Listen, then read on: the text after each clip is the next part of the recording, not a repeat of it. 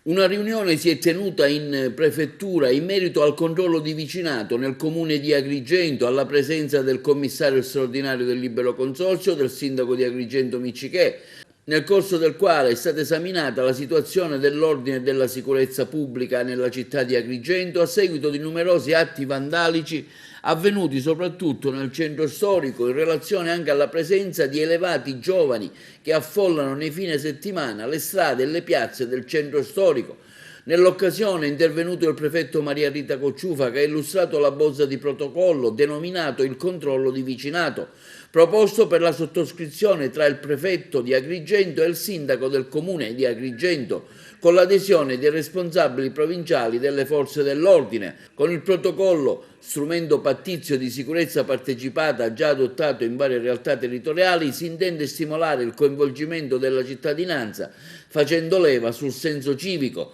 almeno di fasce di società civile, nella tutela della sicurezza intesa come bene comune attraverso il rafforzamento della collaborazione tra la prefettura, le forze di polizia, il comune capoluogo e la società civile nell'azione di contrasto alla criminalità diffusa. Questi in particolare principali obiettivi: contribuire all'attività di prevenzione e controllo del territorio, accrescere la consapevolezza dei cittadini sulle problematiche dello stesso, il livello di protezione dei propri beni con piccole cautele e misure di difesa passiva, promuovere la sicurezza partecipata attraverso la reciproca attenzione e il vicinato solidale, favorire la coesione sociale. Il protocollo prevede inoltre la formazione di una rete di gruppi di controllo di vicinato, i quali svolgeranno attività di osservazione soprattutto nelle contrade esterne e nelle zone maggiormente esposte, avendo cura di segnalare alle forze dell'ordine e alla polizia locale ogni fatto o circostanza sospetta nella propria zona di residenza che possa avere riflussi sulla sicurezza